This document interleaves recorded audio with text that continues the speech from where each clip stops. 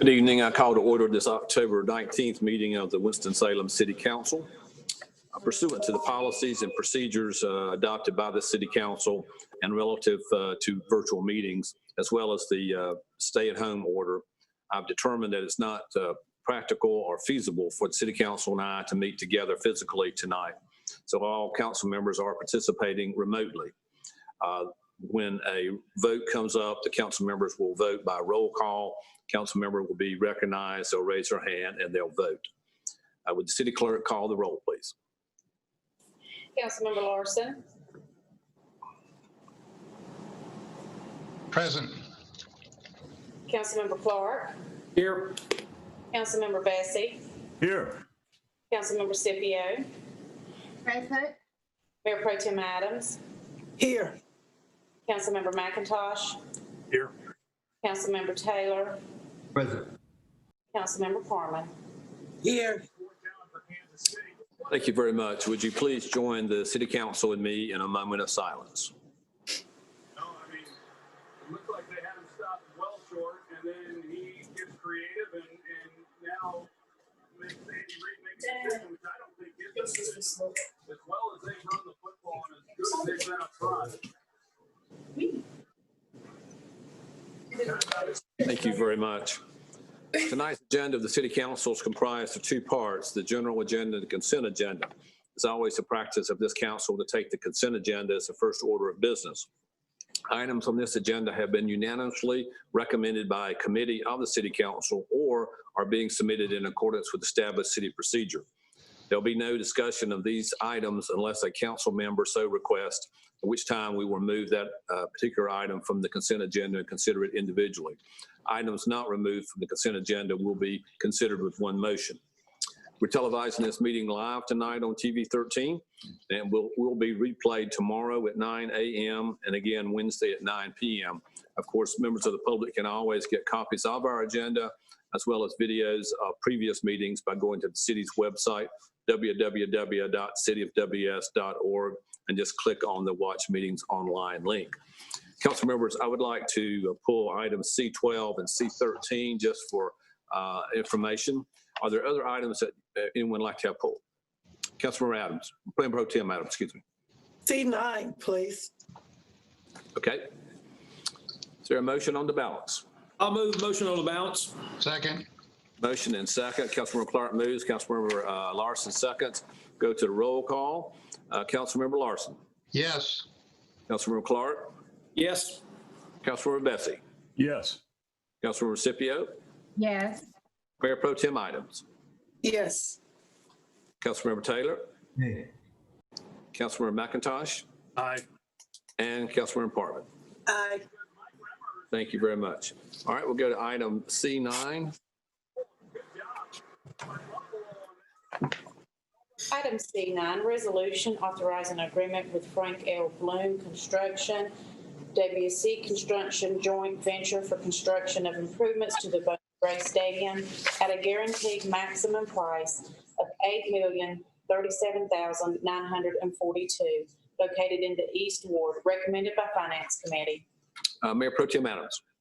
Yes, I'm sure many of you heard me, excuse me, in committee meetings discussing again the intentionality of the city to ensure that minorities have a seat at the table when it comes to contract and procurement bidding. I asked Mr. Rao to update the matrix that we received on the Bowman Gray minority and women business subcontractors for everyone to get a little bit more information, such as what the race is and what the location of the business is, as well as you see the amounts. Yes, we have gotten 1.17, almost 2 million in minority business. And we have 1.38 in women's business. And I am again concerned that a lot of the business contracts that we sometimes give out, we don't understand where these businesses are located and how they're benefiting the citizens of Winston-Salem as well as small contractors, particularly Black and Brown, Black and Latino Hispanic. This contract, again, is a very large contract. It's really, I think, about $9 million that we said that we would do to upfit and rehab the Bowman Gray Stadium. But again, I am tasking Mayor Jones, Mr. Garrity, the city manager, and the city council, Mr. Rao, and those that are in the procurement department and minority and women's business.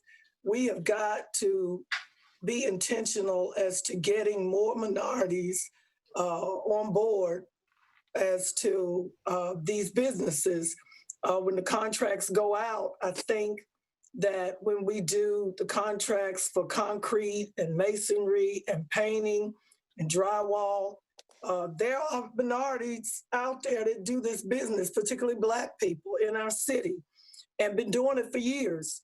And when I see, and it's nothing personal against any of these businesses on this list, I think this is the business list that the general contractor provided the folks that he'll be working with or they'll be working with. But when I see businesses like, some electrical companies that are labeled as being owned by a female and other companies that are labeled for females, again, I would ask the public to understand the importance of who are their representatives, not just in the city and the county and Raleigh, but in DC to allow us to change some of this policy through law to make it more equitable and intentional for Blacks in the city or within the city to have the business. Again, I just wanted to put this out there for the citizens and the public to know that as we move forward, after we'll be talking with our legal department, as well as other cities that are seeing the same scenario and how we as elected officials can make this better for our city if we're talking about growing minority businesses and small businesses. Thank you. Do you want to make a motion, Mayor Pro Tem, or do you want to came out of the Finance Committee? Recommend Councilmember Clark, it came out of your committee. I'd be glad to make a motion for approval. Thank you. Second. Any discussion? All right. Could roll call Councilmember Larson? Yes. Councilmember Clark? Yes. Councilmember Bessie? Yes. Councilmember Scipio? Yes. Mayor Pro Tem Adams? Yes. Councilmember Taylor? Yay. Councilmember McIntyre? Aye. And Councilmember Parkman. Thank you very much. Thank you for those comments, Mayor Pro Tem. Item C12. Order was running out. Item C12, resolution to name the community garden at Carr H. Russell Community Center, Harmon Plants for Prosperity, in honor of the late Mrs. Arlene Harmon, located in the Northeast Ward, recommended by Community Development, Housing, and General Government Committee. I just wanted to highlight this distinction and this honor to Arlene Parman. Of course, we all knew Ms. Parman, a wonderful community leader, worked with many of us on many projects over the years. And I think this is a great opportunity to provide some lasting memorial for her. Councilman Parman, did you want to say anything? Thank you, Mr. Mayor. Again, it is an honor to name this community garden after the late Senator Arlene Parman, because we have to recognize when people have been great in our community, not to just the Northeast Ward, but for Forsyth County as an entirety. So to be able to honor her in such a manner, I thank the City Council, I thank the residents in Winston-Salem, and most definitely I thank those in the Northeast Ward. Thank you. Any other discussion? May I have a motion, please? Motion to approve. Second. Thank you. Motion second. Any discussion? Councilmember Larson. Yes. Councilmember Clark. Yes. Councilmember Bessie. Yes. Councilmember Scipio. Yes. Mayor Pro Tem Adams. Yes. Councilmember Taylor. Yay. Councilmember McIntyre. Aye. And Councilmember Parman. Aye. It's unanimous. This is a wonderful honor. C13. Item C13, resolution naming the pavilion and overlook at Quarry Park, the Larry W. Weinberg Pavilion and Overlook located in the Southeast Ward, recommended by Community Development, Housing, and General Government Committee. Once again, I just wanted to highlight this honor. This recommendation did come from Councilmember Taylor and myself. And Councilmember Taylor, would you like to add a comment? Thank you, Mayor. I just want to back up really quickly and give honor to early empowerment in the last resolution, and particularly in this resolution, Mr. Larry Womble. He did a lot of good for the city of Winston-Salem and particularly the southeastern portion of the city. I'm happy to be a co-sponsor of this resolution, so thank you. Yeah. Thank you, Councilmember. May I get a motion, please? So moved. Second. Thank you. Councilmember Taylor moves approval, seconded by Councilmember Scipio, I believe. Yes. To the roll call, Councilmember Larson, Yes. Councilmember Clark, Yes. Councilmember Bessie, Yes. Councilmember Scipio, Yes. Mayor Pro Tem Adams, Yes.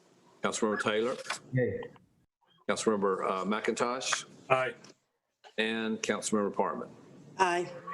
Thank you. That is unanimous. Thank you very much. The council will now consider the general agenda of tonight, which is comprised of the following items. There are 2 items related to street closings, a presentation regarding the Downtown Business Improvement District, an item related to reinstating economic development agreement with Inmar Incorporated, an item related to the Housing Authority of the City of Winston-Salem, as well as a public comment period.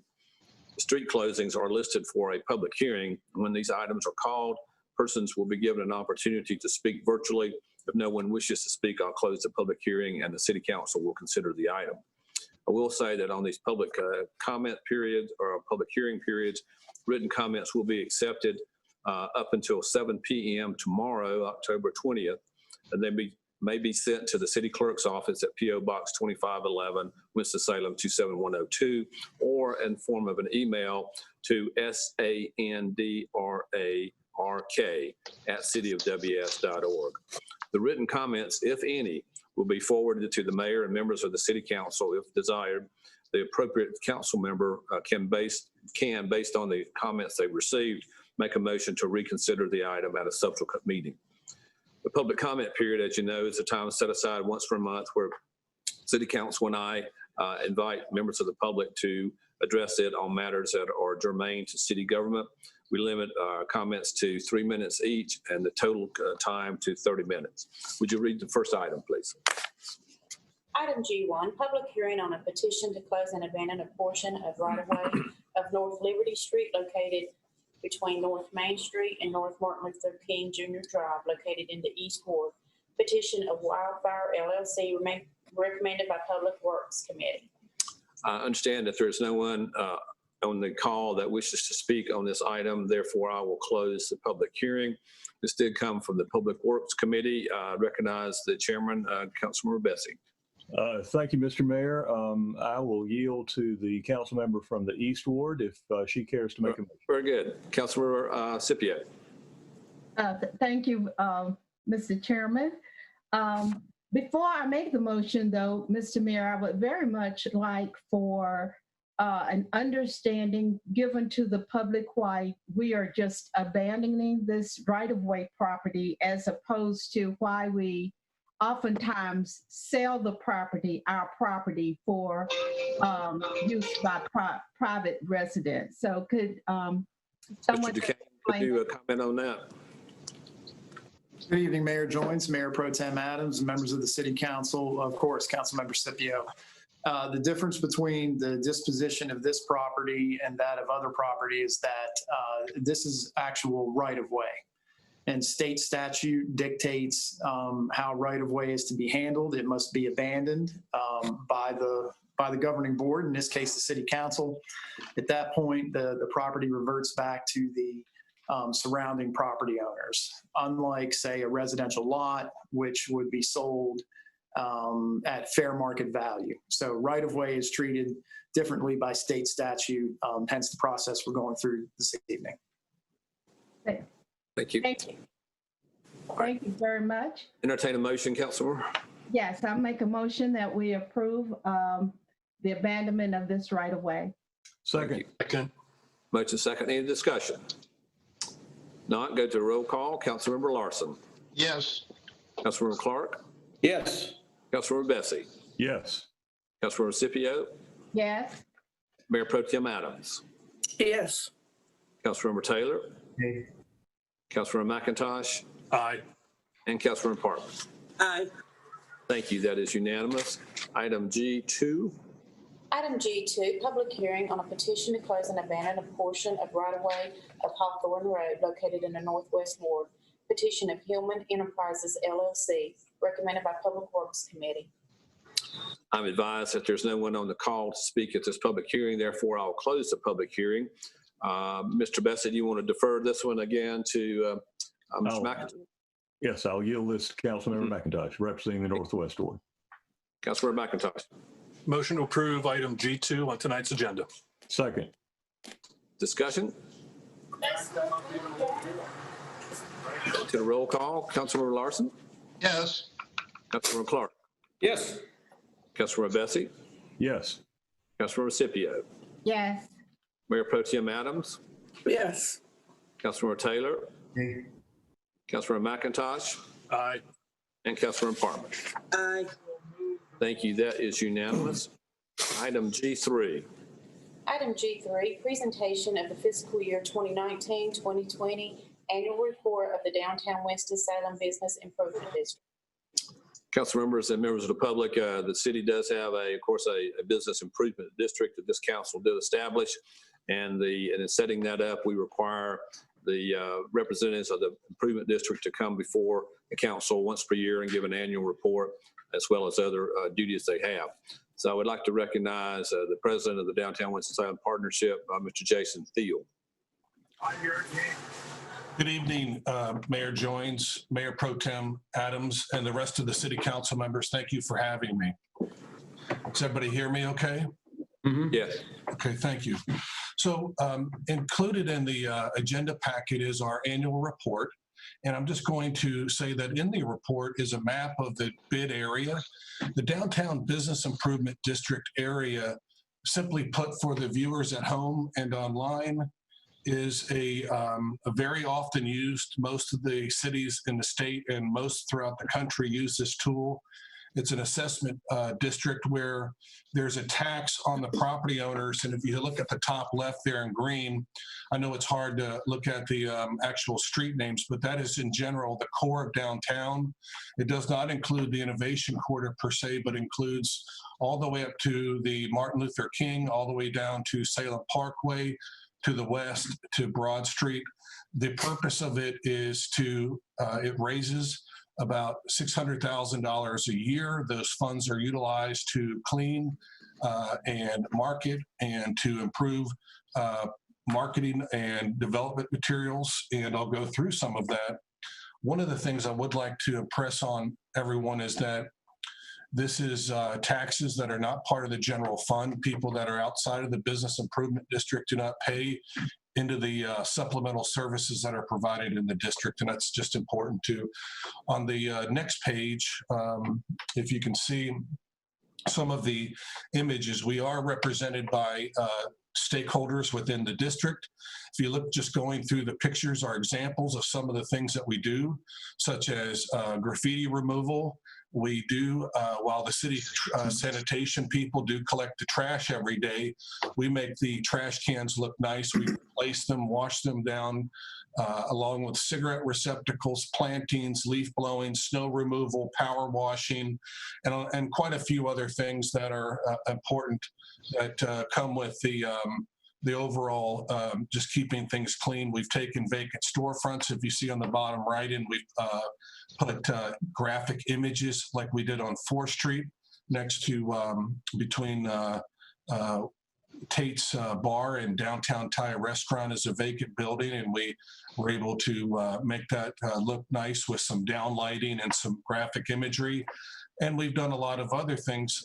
For instance, we do a lot of marketing and promotion. We just are in the last week of doing our Streetery program, which has been a program of our business improvement district. And we've also working on doing our Shop the Block program, which is coming up right after the election, the weekend right after.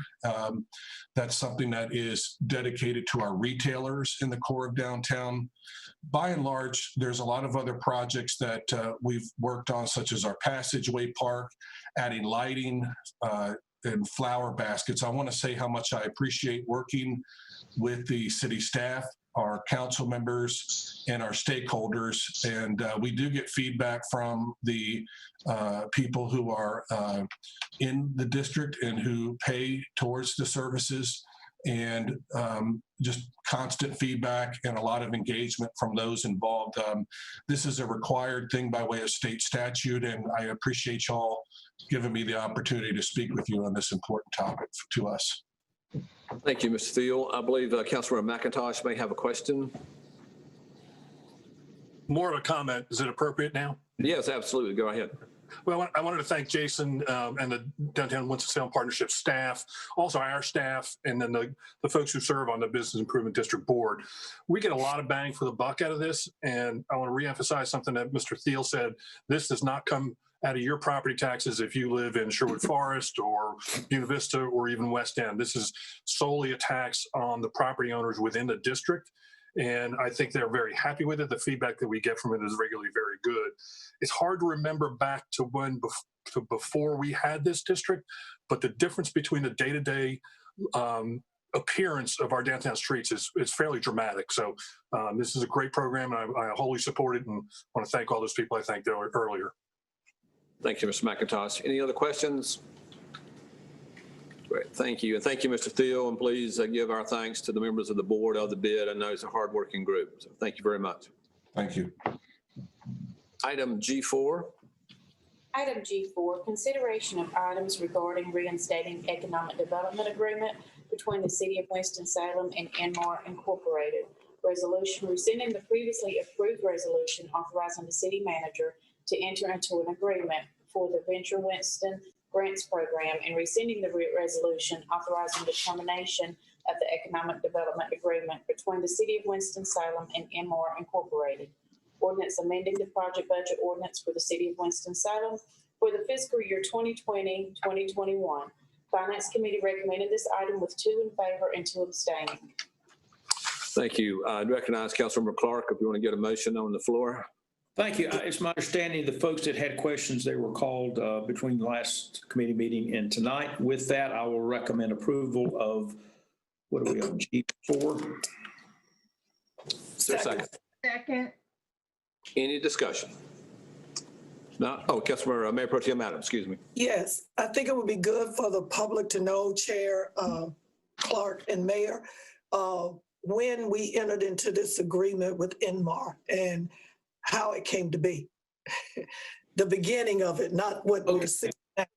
Okay. The very, very beginning goes when Enmar was considering either moving downtown or moving to another location outside of Forsyth County.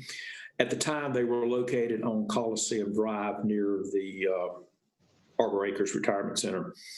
We put together a package. They actually redid one of the Reynolds tobacco buildings. We got a tremendous amount of increased property tax and increased jobs as well. And this is the economic development plan that we agreed to them. And I think it was 2014 is the year that it goes back to.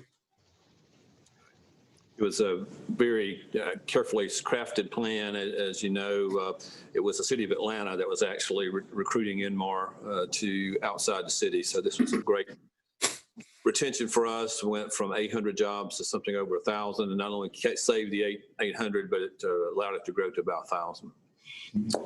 Councilmember Bessie, I believe, had a comment or a question. Yes, I just wanted to comment that, as I understand it, this is restoring the original agreement and would contain all the safeguards that were in the original agreement, the usual ones that we put on these projects. It's a net producer of revenue. It was a but-for situation where we were guaranteeing that the additional investment would be produced here in our community. That the plan requires the tax input first, and then the incentive based on that, and that there is a clawback provision for early termination. Am I correct on that point? Yes. That is Very good. Thank you. passes the Bessie test, as we say. We do have a motion and second on the floor. We'll move to the roll call. Councilmember Larson. Yes. Councilmember Clark. Yes. Councilmember Bessie. Yes. Councilmember Scipio. Yes. Mayor Pro Tem Adams. Yes. Councilmember Taylor.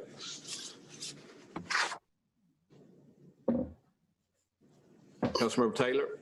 Okay. Oh, sorry, I didn't hear you. And Councilmember Parman. Thank you. That is unanimous. We'll now go to item G5.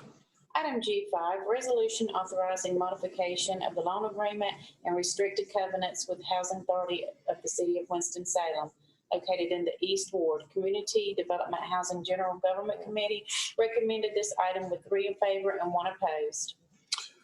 Mayor Pro Tem Adams, this did come from your committee. I would recognize you if you'd like to put a motion on the floor. Yes, thank you, Mayor, members of the council. I move for acceptance of general agenda item G5. Second, McIntyre. Motion and second. Thank you. Any discussion? Councilmember Scipio. Yes. Thank you, Mr. Mayor, fellow council members. I am certain if you were at the meeting with the Housing Committee, you heard my objection. I do want to restate that objection to this because it is more of how we honor what we said we were going to do some years ago. The East Ward is a unique ward. It also is a ward that has many challenges. 24% of our residents, that is at least a quarter, have incomes $15,000 or less. And they have been primarily housed in what I consider historic East Winston African-American neighborhoods. That came about because of the construction of Highway 52 and urban renewal through 1950, 1960s, and the early 1970s. What those two actions did was it displaced many African-American homeowners. And now in the East Ward, we have more than 50% of our residents are renters. What came back after urban renewal was a concentration of rental properties. What you see today is what came back. Colony Place, Garden Apartments, many apartments down in the East End, all of the apartment complexes along Cleveland Avenue, including Sunrise Towers, which is on Martin Luther King Jr. And I just want to say that the restrictions that was put in for Brown was to honor those homeowners who were left, and they live directly adjacent to this property. When the Housing Authority purchased that land, the city, in its wisdom, put a covenant on it that restricted development to senior living so that it would minimize the amount of multifamily, low-income residents continuing in the East Ward. I am totally in favor of the choice grant. I think it is an excellent grant for our city.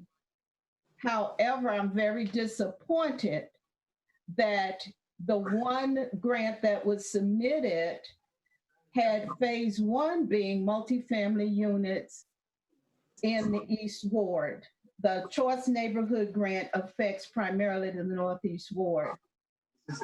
I'm just disappointed because my homeowners were not consulted and neither was I. I found phase 1 after the grant had been awarded, so that I thought we may have had some possible other considerations.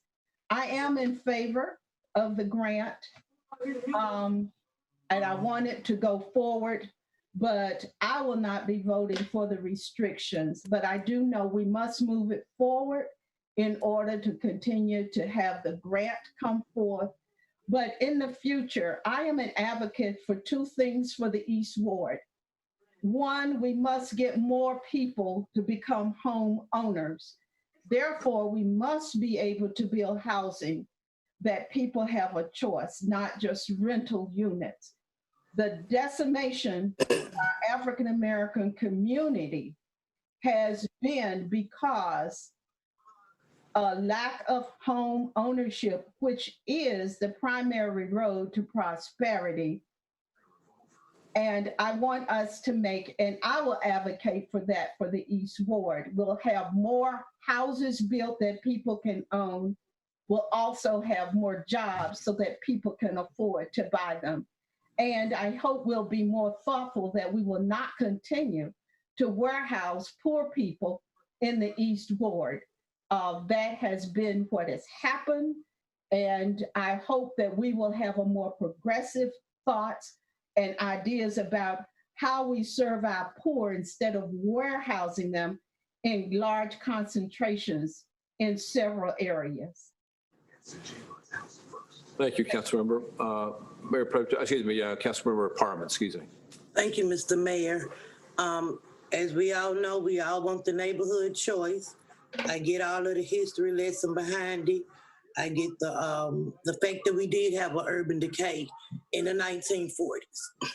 I also understand that in the late 1940s and the early 1950s, we were given the opportunity through Housing Authority to come through and redo Cleveland Avenue, which was part of the Cleveland Avenue homes that we have now. Not only Cleveland Avenue homes, you're talking about the Sunrise Towers, Crystal Towers, 14th Street Community Center, Northwood Estates, and Castle Hay neighborhoods. We also have to be very mindful and intentional in understanding just as many poor people we have in Winston-Salem, we have that same amount of people that are well-to-do. So all Black people aren't poor. Just because we live on Cleveland don't make us poor. As it relates to that Northeast Ward, we can't look at the $30 million from HUD and not understand that this is over $100 million project that brings economic development into the area that has been deemed a blighted community, the least of them. Nobody wants the poor. Hey, if I could take them all, I would. If I can keep them all, I would. However, in order for us to grow, we have to grow beyond that one standstill point. Councilmember Scipio made her points as we need home ownership. I understand that. However, everybody isn't going to be a home owner. But we do have to understand that when we're talking about economic development, when we're talking about economic mobility, when we're talking about our children 10 years from now, our residents who currently live there, it's not that nobody isn't going to get placed back into their areas. One thing that we've learned over time is when you take these individuals and place them somewhere else, 9 out of 10 times, they do not come back into that area because nobody wants to be continually moving. So we want to make it where this transition is just as easy as could be with only having to move these families one time. Those residents that are there in the East Ward, hey, they are homeowners, but they can teach those other ones how to become homeowners, to bring that structure, to bring that foundation. You can't cast them all out and say, I don't want them over here with me. They got to go somewhere. Unfortunately, Brown Site is where they'll be living. You know, I know you don't want them, Councilmember Scipio. Again, if I could take all of them, I would. But at the end of the day, it's about what's best for everyone, not just the seniors, not just the homeowners, but also those working class families who get up at punch o'clock and make $9, $10 an hour. Those who have, you know, the low income housing or fixed income or whatever, because a lot of our seniors, believe it or not, they may want to go to that senior housing development, but as time go by, they on a fixed income. So some of them may not be able to afford that market rate 5 and 10 years from now going down the road. I'm not checking nobody's bank account, nobody's pocketbook or purses. That ain't my business. I'm just saying, I always tell my people in Northeast Ward, if I'm not gonna do nothing else, just like you fighting for your people in the East Ward, I got to fight 10 times as hard for mine in the Northeast Ward and fight for what's equitable for us over there, considering, again, we haven't had any housing or any economic development in the Northeast Ward in 70 years on Cleveland Avenue. I didn't say it, the data shows it. Thank you, Councilmember Parman. All right, so we do have a motion on the floor. Councilmember Larson? Yes, I'm going to vote in favor of this, but let me comment that I feel like I'm in between the place of a rock and a hard place on this. We, as a council, approved an action providing deed covenants on a piece of property. We promised the citizens something was going to happen there, and now we're reversing ourselves. And at $30 million, it's really clear to understand why we're doing that. What bothers me a little bit about it is we've come down this far down the road, and it's just now basically informing the citizens that we've changed the game on them. And I'm trying to understand how that happened when we submitted the choice grant. We must have known at that point that we were suggesting something else was going to happen that ran counter to our deed covenants and put us in this position.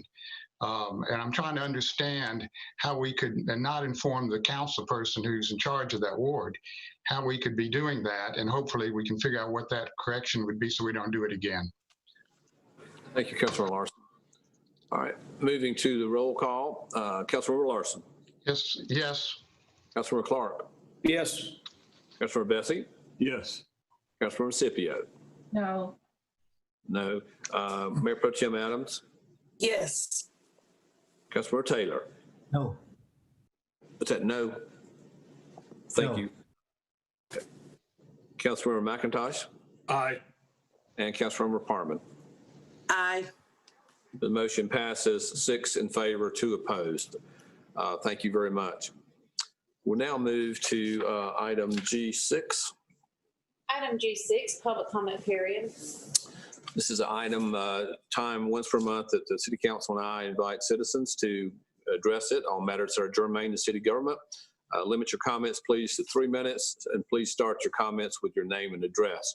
We'll limit our comments to 30 minutes. First person signed up is Mr. Ghali Hassan. Good evening. Ghali Hassan, 5116 Britt Drive, Winston-Salem. I just respectfully want to say tonight to the City Council that in reference to the on-call structured contract that's coming up, to take the requirement out for individuals to be pre-qualified and certified, I think it's wrong. And it does not help the minorities by taking that clause out.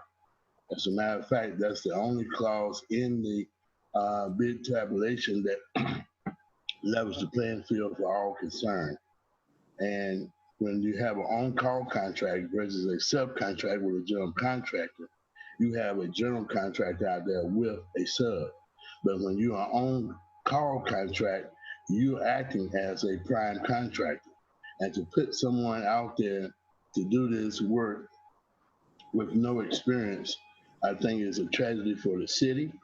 It's a recipe for disaster. When you think about what happened in the city of Durham just this past summer, when an unlicensed, unqualified contractor ruptured a gas line, killed some folk, with about 17 folks injured. And this kind of work demands experience, and it also demands that all subcontractors who want to do this kind of work have the opportunity to work with a general contractor and then become certified. That's the way all contractors had to go through the same process. So I don't think it's right for one contractor to skip the process when it's a vital part of the city work that's being performed here. And with that said, we would hope that the City Council would put the bid out as soon as possible with all the regulations in it. And again, please don't think you're helping us. You're really hurting us, because all of the certified firms would be at a disadvantage to bid with a firm who has no qualifications and an unqualified bidder. It tilts the game against those who are pre-certified. So if we're interested in helping companies here in Winston-Salem, the company that's making a bid is from out of town. And the local preference means Winston-Salem, Forsyth County, but the metropolitan statistical area gives them the opportunity to go out further if you can't find someone in Winston that's qualified to do the work. You have 10 other counties you can rely on. So we said that our qualified certified. Mr. Hassan, your time is up. Thank you. Nia Sadler. Hello. This is Nia Sadler of 1325 Camden Place Court, 27103. I'm with Triad Abolition Project and in support of Hate Out Winston and Housing Justice Now. So during the Town Trust talk on June 16th, Chief Katrina Thompson told citizens, we're expected to be everything: teachers, babysitters, healthcare workers, mental health providers. Oh, and by the way, handling crimes as well. I'd be happy to reallocate our funding into those programs or into those people or organizations that can provide those things. So let's do just that. I ask that you put a hiring freeze on Winston-Salem Police Department and city managers, budget evaluators, and WSPD personnel. I ask that you work towards reducing the number of WSPD employees for the upcoming budget cycle. At this time, there are 712 WSPD employees within the total 2,425 city employees, which means that WSPD employees make up more than 25% of city employees. The WSPD budget totals more than $78 million. 65 million of that is used just for personnel. So 83% of the WSPD budget is used for personnel, which you've calculated to mean that on average, one WSPD employee costs the city $91,000 per year. According to the WSPD budget overview slideshow, the patrol division costs a total of $30 million. I ask that you begin to work on reducing WSPD personnel by addressing how to better use our resources that are being wasted on patrol, responding to numerous dispatch calls that should be routed to resources that do not use weapons, force, and punishment. WSPD lists two objectives this year. One is to expand community policing, and another is to reduce crime and the fear of crime. How does this serve a community when fear of punishment and harm and death by police is the issue? How do a community that needs funds reallocated to community-controlled resources such as housing, employment, food, healthcare, education, and anti-poverty initiatives? Community-oriented policing is still policing, and the police do not reduce crime, they respond to it and cause more harm. By reallocating funds to resources such as successful outcomes after release and reestablishing youth build, our funds would be supporting initiatives that reduce crime by supporting our community. I yield my time. David Villada.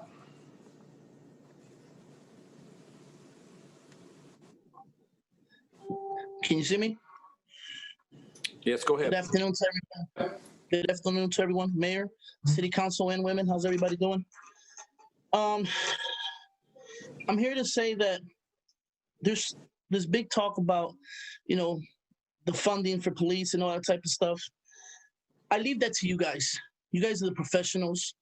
You guys are the ones who can know what goes on best in our city. But it is true, I don't think that all that money needs to be allocated directly to the police department. I feel that the CERT should be receiving a little bit more than just $1 million. I believe that the SOAR grants should be receiving more than what it does. There's a lot of grassroots organizations out here, public, that are doing a lot of, and today I have an announcement for the city for you. I'm joining councilwomen and men. I would like to announce that some important information of the city of Winston-Salem, me with Councilman James Taylor, with Sheriff Bobby Kimbrough, with Student Minister Efren Guan Muhammad of the Nation of Islam, with Nikita McDaniels, with Mr.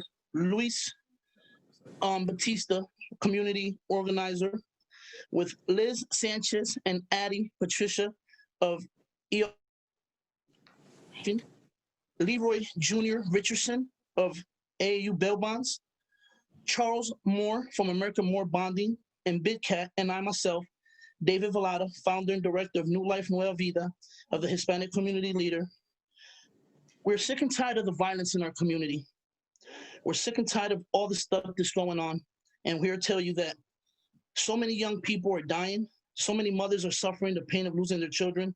And so many innocent people are becoming victims of drive-bys and shootings. To be honest, enough is enough. I'm here to announce today that in assistance with all these people, I've been able to assist majority of the Hispanic gangs, specifically on the south side of Winston-Salem, to a peace treaty. There's to be no gang violence, there's to be no drive-bys, and no gang banging for 3 weeks. And here today we stand the 8th week of this treaty. And we're asking the city to stand behind us and give us contracts to develop our city so that we can put these young men to work off the streets and busy being productive in the same communities where there once was high rates of violence. These young men deserve an equal opportunity to better themselves and their families with the skillful trades they know how to do best, specifically in the construction world where all developments and projects going around the city is going on.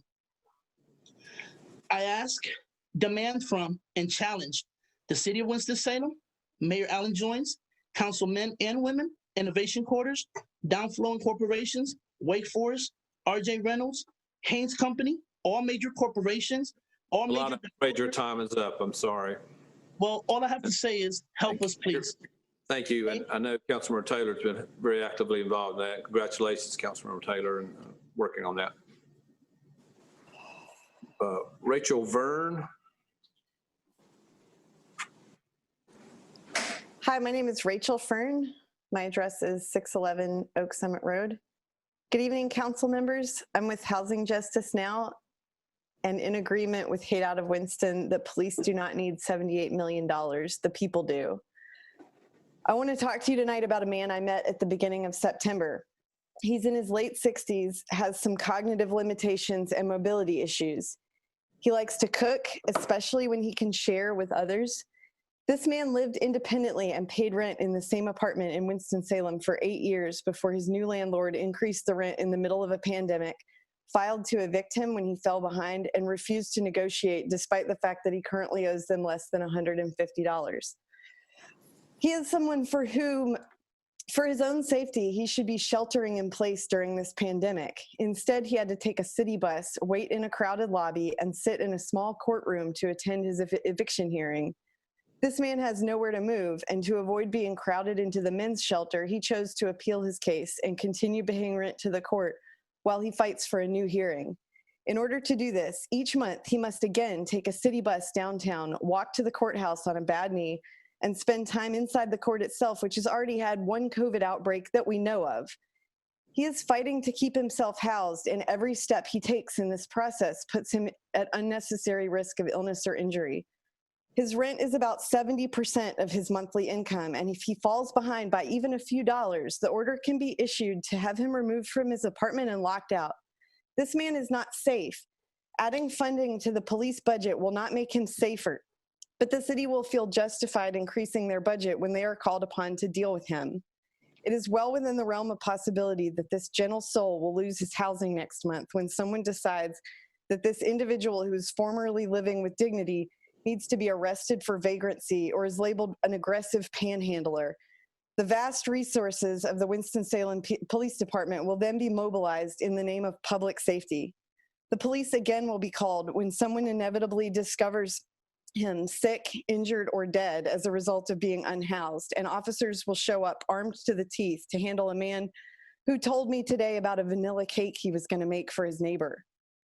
While government officials congratulate themselves for simply talking about anti-poverty initiatives, citizens need relief now. This is not an unusual case. We don't want or need new police vehicles, increased surveillance, or extra officers. We want people to have safe, affordable housing that doesn't exploit them financially and use the court system to toss them out in the street at the first opportunity. We are tired of seeing our tax dollars used to punish, criminalize, and to ensure poverty in Winston-Salem. I yield my time. Thank you. Becky Painter.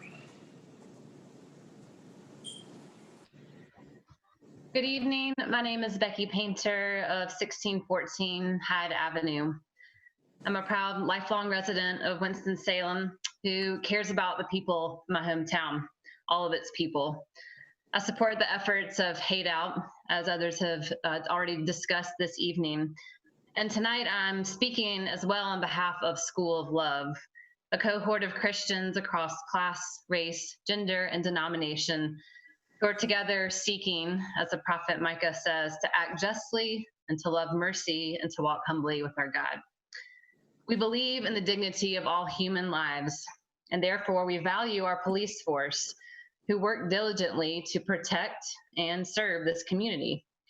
We are also aware that there are vast inequities that exist among the beloved citizens of this beloved city, and those who are already disadvantaged would benefit from an extra measure of protection and service. So council members, we are asking that you please reallocate a portion of the $78 million budgeted for our police toward community programs. And this request is an expression of our desire to work alongside police in protecting and serving our community. Funding initiatives like SOAR and Youth Build will protect and improve the lives of those who are currently vulnerable, and therefore serve not only to prevent future criminal behavior, but to aid in the flourishing of all people in Winston-Salem. Thank you. I yield my time. Cameron McIntyre.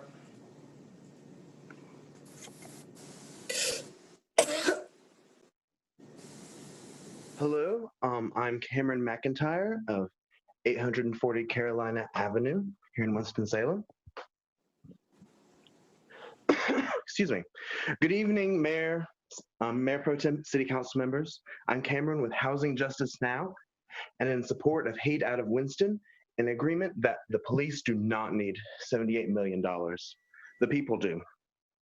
The fact that the new drug task force has already been deemed necessary for a span of 10 years reveals that even the people who put it together know how ineffective policing is in fighting the problems associated with drug addiction in our communities.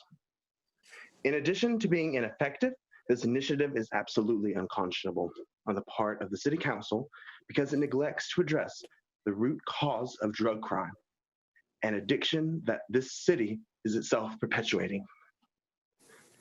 This war on drugs approach to the people of Winston-Salem turns a blind eye to the challenges and the needs of the people who live here. Most people are living paycheck to paycheck, and a short interruption to their employment caused by a brief shutdown or COVID exposure can put them behind on rent and on the fast track to being without a place to live. We can't afford to see this as an issue somehow separate and unrelated to drug addiction. Research has shown that housing insecurity puts people at a much greater risk of drug addiction. On average, rent in Winston-Salem is around $1,200 a month. Since March, countless residents experienced an interruption in their income as a result of illness, the illness of someone in their household, or an exposure to COVID-19 on the job. In addition to the stress of whatever caused the income interruption, they are then saddled with the stress of financial insecurity. When the eviction notice is served, that stress is immediately compounded by the threat of imminent homelessness. If they cannot secure a new place in time, many people must give up their pets. In at least one case I know of, tenant had to surrender their dog to animal control when the sheriff came to serve the lockout order. Think about that experience for a moment. Even after by some miracle, that person is able to climb back out of the pit and find housing, that is a traumatic experience that they will carry forever. Given those circumstances, the fear, the grief, the shame, and the profound loss, doesn't it make sense that a person in this position is extremely at high risk for depression, drug addiction, and even suicide? What's worse is that this avalanche of trauma is 100% preventable. With the money this city is spending to criminalize drug addiction, how many of our citizens could we be keeping in their homes?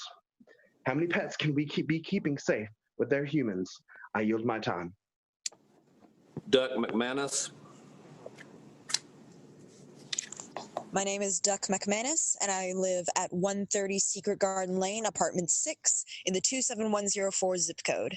I'm with Triad Abolition Project and in support of Hate Out of Winston and Housing Justice Now.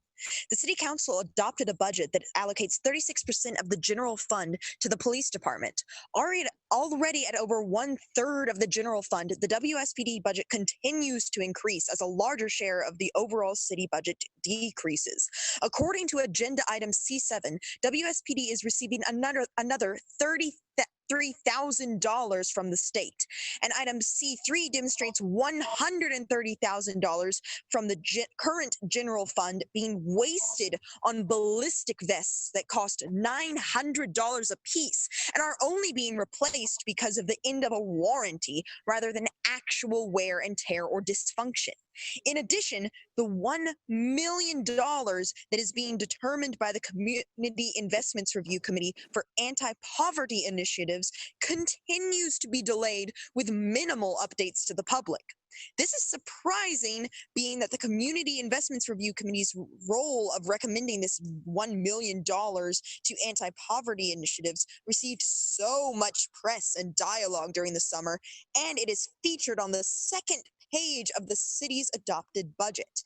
In a time when there is national outcry to stop investing in police and instead intentionally invest in alternative models that are centered in community and address the root causes of harm, how do you justify the overall increase in the percentage of funds being allocated to the police? How do you justify not responding to community and taxpayer requests for expediting the allocation of funds to anti-poverty, healthcare, housing, and employment initiatives? As a voting person in Winston-Salem, I echo the demand to reallocate funds from WSPD to fund long-term strategies for education, restorative justice services, and employment programs. Stop allocating funds for the police to acquire more militarized equipment and instead invest in community-run violence prevention programs. And instead of funding surveillance cameras and a 10-year drug task force, address the city's housing crisis, which grows more dire by the day as landlords continue to be allowed to evict tenants during a global health pandemic and despite a moratorium against evictions from the CDC. In the least, put a hiring freeze on the WSPD. At this time, WSPD uses 83% of their budget on personnel, totaling over $65 million and costing on average $91,000 per WSPD employee per year. Thank you very much. Miranda Jones.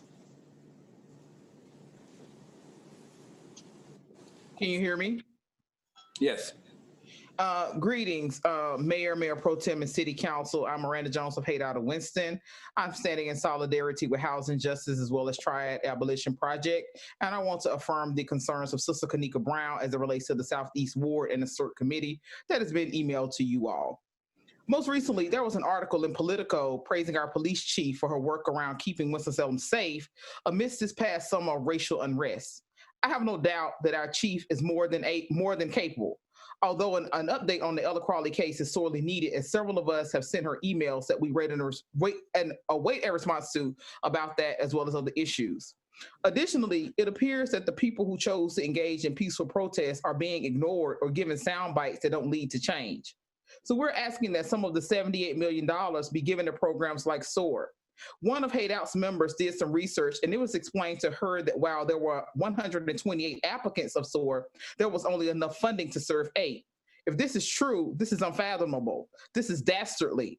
$1 million, and we don't know how much of that goes to administrative costs or other program costs is not enough. Because African Americans are largely negatively affected by the judicial/carceral system, and many of you rely on their votes, this is an insult to my people, a people who chose not to erupt as they did in the late 60s. Winston-Salem Police Department doesn't need $78 million, the people do. Also, while we understand that Youth Build is a nationally funded program, we ask that more emphasis be placed on it here. I have sent young people who were headed down the wrong path to this program all to no avail. I've spoken with countless members of the community who said it would be beneficial. My loctician who used to volunteer for it in New York, yet cannot participate here. My friend who's a counselor has clients who would benefit. I still have students who are close to giving up on school who could use it. The times I have tried to access the program, I largely heard nothing. Winston-Salem Police Department doesn't need $78 million, the people do. So the Democrats on the board, why can't this happen? Similarly, we continue to push two of Omnibus's demands, which are to place a fire training center in the heart of the Black community and create bi-quarterly racial equity trainings.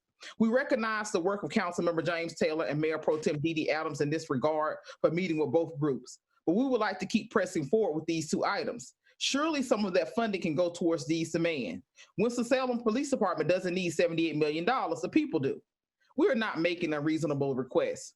City employees got Juneteenth.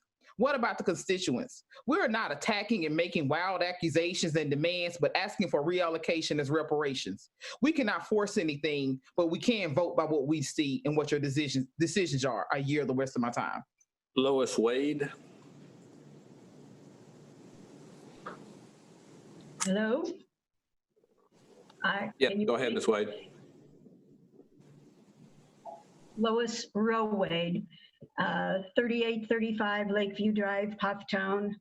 I'm speaking tonight as a follow-up to the Public Works Committee meeting that was held last week, and some of us here attended that by Zoom. There was a great deal of talk at that meeting about bridge projects. And this directly affects our community because we have a local access bridge here that was condemned and closed in June, this past June, and we have been told we'll probably not see that bridge again for 3 to 4 years. This is a bit of a hardship for our community. There are only 3 access roads into this residential area, and now we are down to 2, and those are very narrow, windy, hilly roads with blind curves, because this neighborhood was not constructed with regulation-sized streets. It was a recreation community built in the 50s, and the roads were built for golf carts and bicycles. So it's very unsafe at many places for us to be using these roads with the increased amount of traffic. We are on the schedule. I have had some discussions with city department people, and I thank them for being very forthcoming with their answers as much as they can give us right now.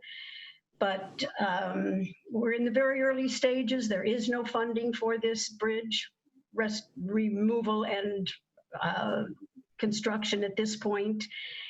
And this is just sort of a heads up that this is something that is probably going to end up on your agenda at some point. And we'd just like you to know that there are a lot of homeowners, citizens out here who are very concerned about this issue, primarily from a safety point of view. We hope funding can be found in a reasonably short period of time so that we can keep the people out here happy. And Councilwoman Adams, I think at some point fairly soon, we might like to have a more in-depth discussion with you about our very specific concerns and the process. But thank you to Mr. Taylor, Keith Huff, Mark Volden, who have been very forthcoming with information so far, and that's been helpful for me to be able to relay to community. I think I didn't mention I am the president of the Lake Hills Homeowners Association, so I'm the one that's been getting the calls and the frustration and the, Thank you, hey, Ms. where's Wade. the information? Thank you, Ms. Wade. Anna Sadler.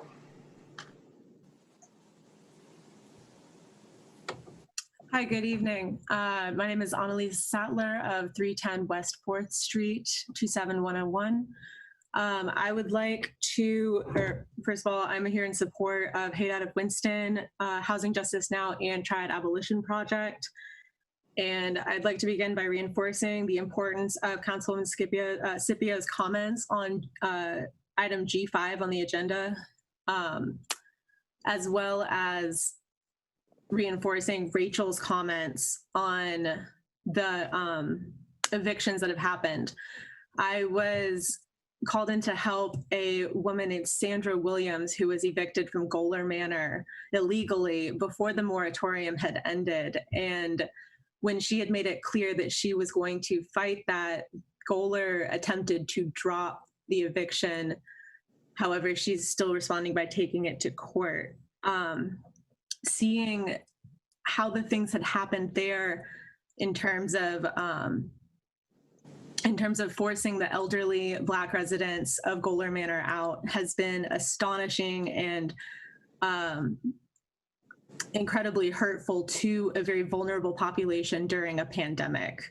I would also like to reinforce the comments about reallocating funds from Winston-Salem's police department to community education, to transportation, and to other programs funding specifically the people of Winston, not the police department.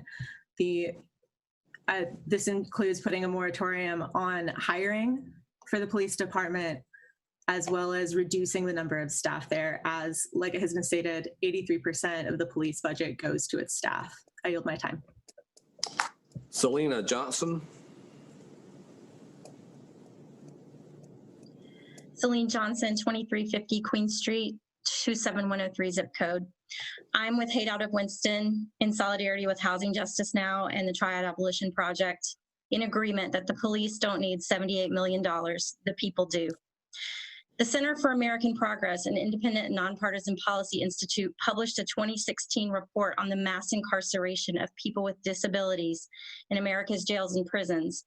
In that report, they cited the Bureau of Justice Statistics analysis that jail inmates are greater than 6 times more likely than the general population to report a cognitive disability. This pattern is even more pronounced for people of color who have disabilities and people with mental health disabilities. As someone who has worked in the field of autism, intellectual disabilities, and mental health for more than 25 years, I'm terribly disheartened by this statistic. It's easy to deduce that folks with disabilities and mental health diagnoses are being incarcerated instead of receiving the preventative and emergency care they need. I've had the opportunity to work with Chief Thompson on community services for people with disabilities and mental health diagnoses.